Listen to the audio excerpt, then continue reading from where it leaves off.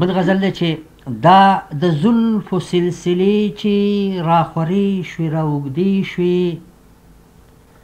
رابیدارې شولې شپې او ورځې لاړلې اودې شوې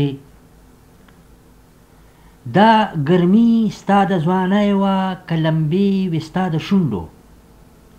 دا ګرمي ستا د ځوانۍ وه که لمبې وې د سرو شونډو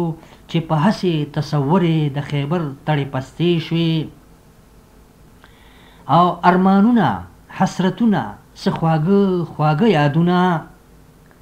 ارمانونه حسرتونه څه خواږه خواږه یادونه